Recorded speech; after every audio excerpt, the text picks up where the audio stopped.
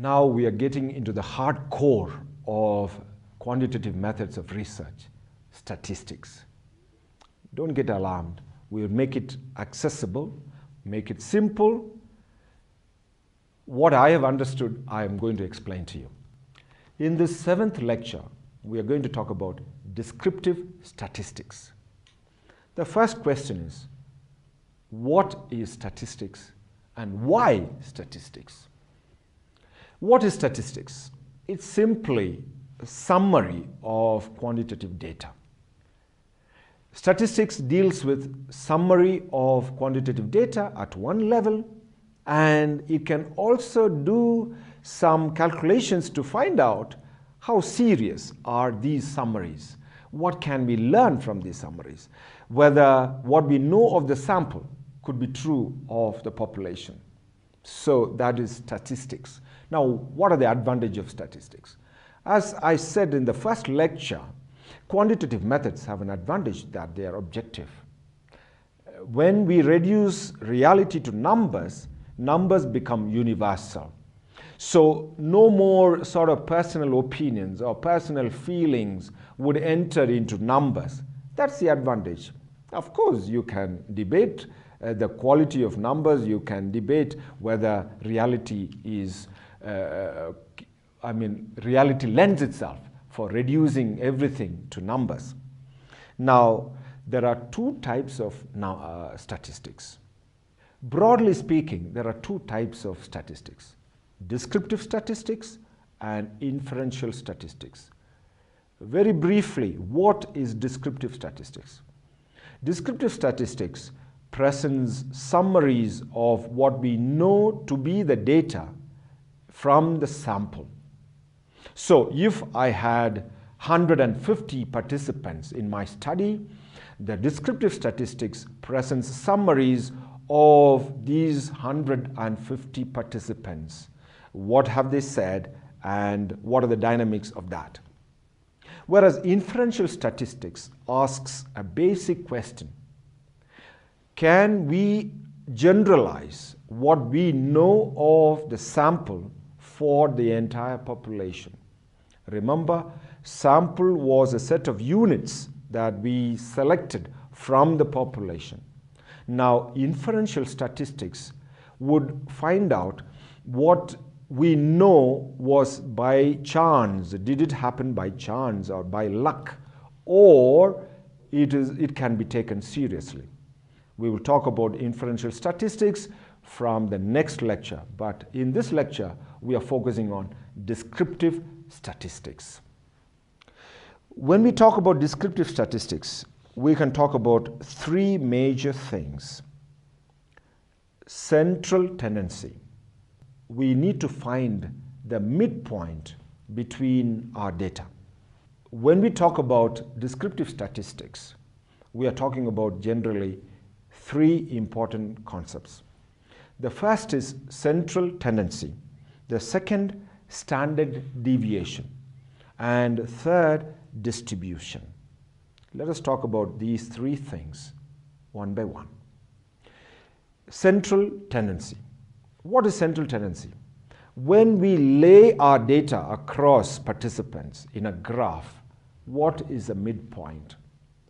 One way of finding the midpoint that we do generally is the average score. So if I have 110 students who have taken a test on statistics, then I can total up all these 100 scores, 150 scores, divide by 150, then I'm going to get an average. And this technically we call mean. But statistics is not so straightforward. We can talk about other midpoints.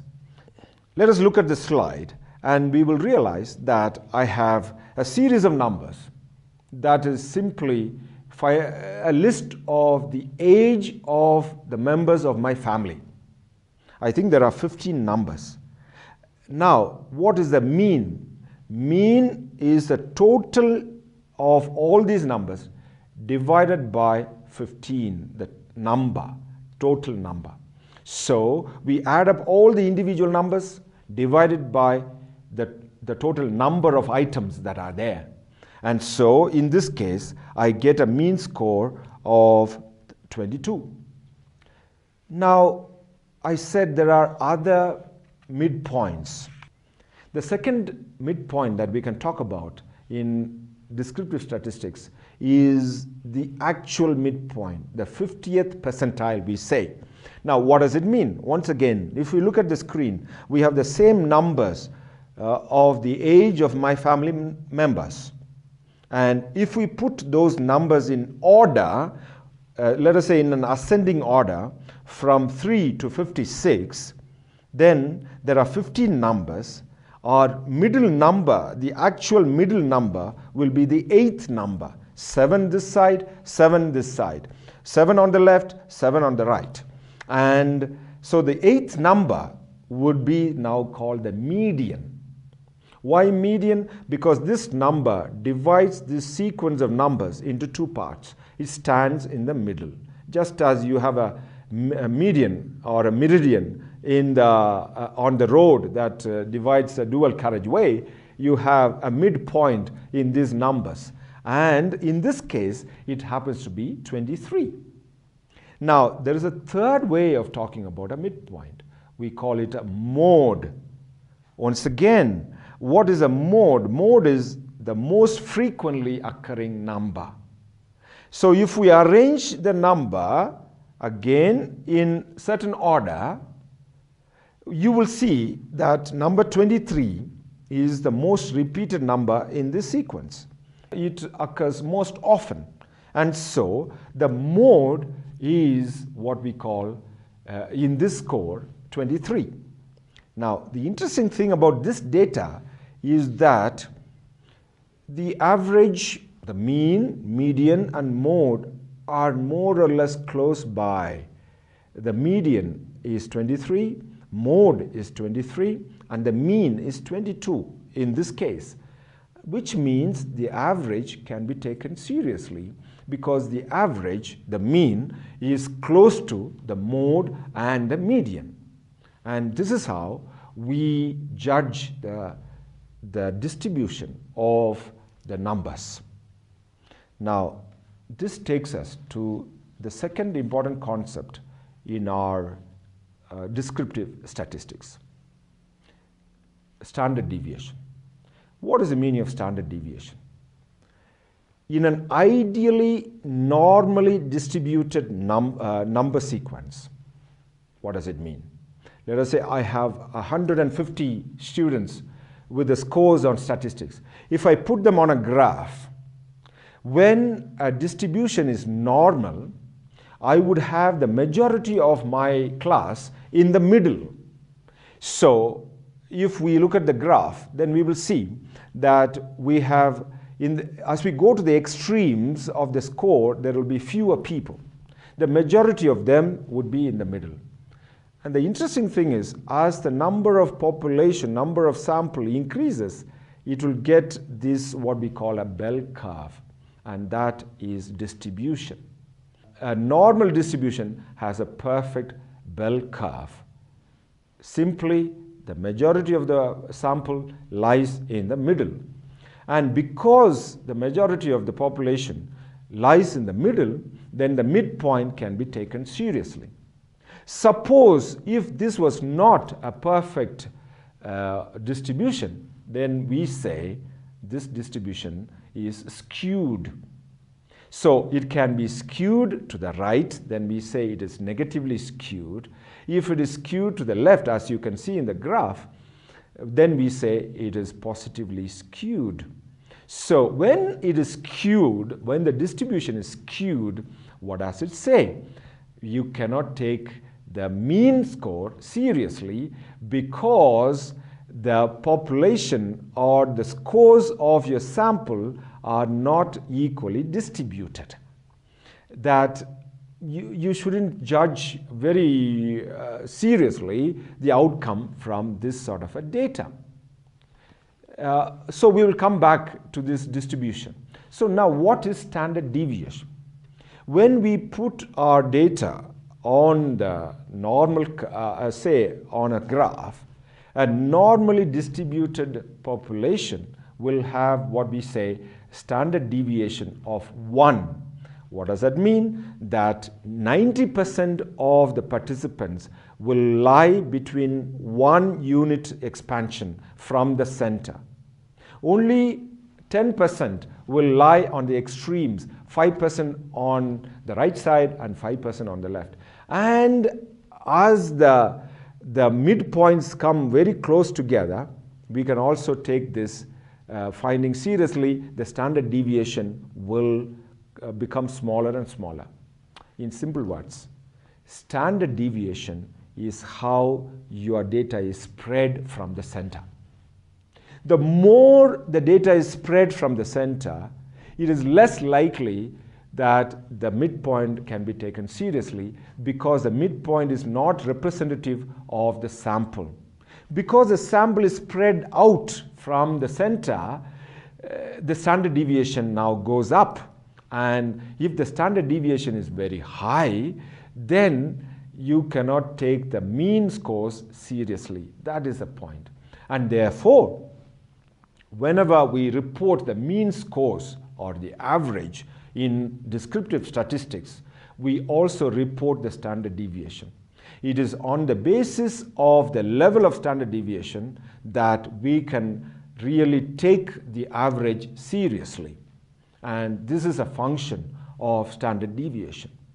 It is a sort of calculating how much the rest of the score in a data set is spread from the central tendency. And in inferential statistics, it is an important way of seeing if we are really calculating that we can apply what we know of this population.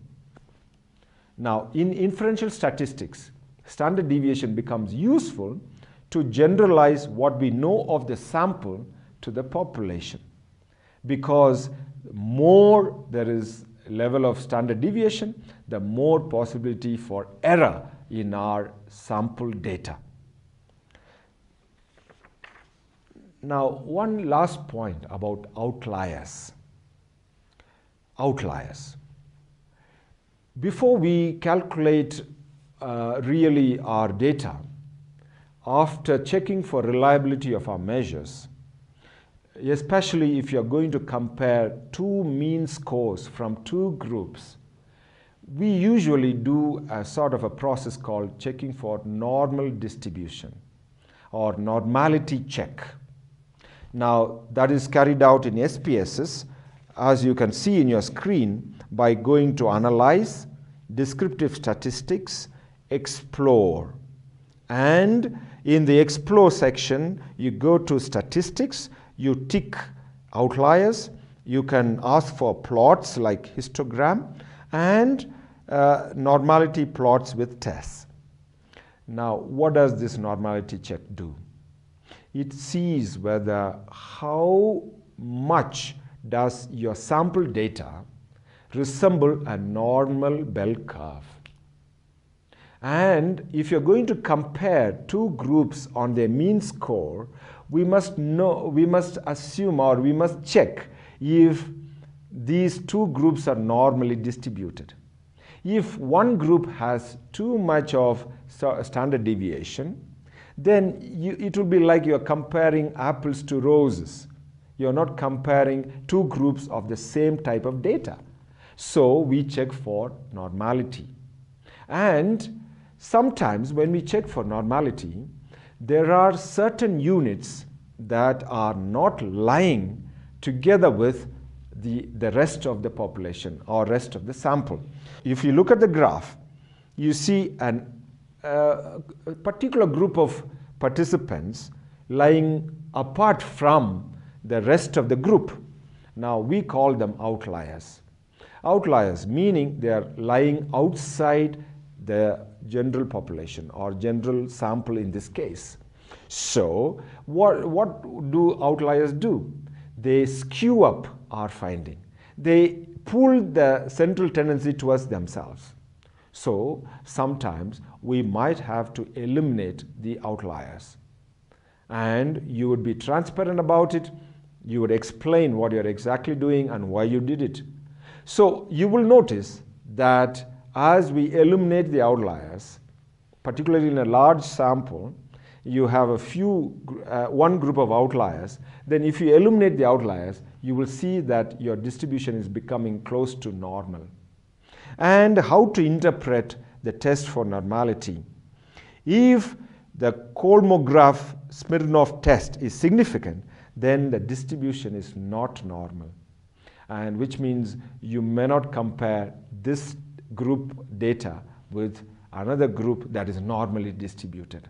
That is the point.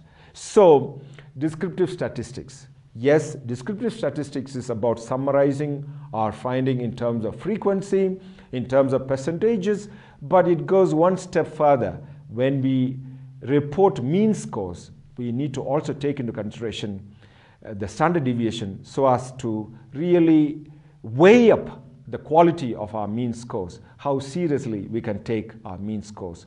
So that was descriptive statistics.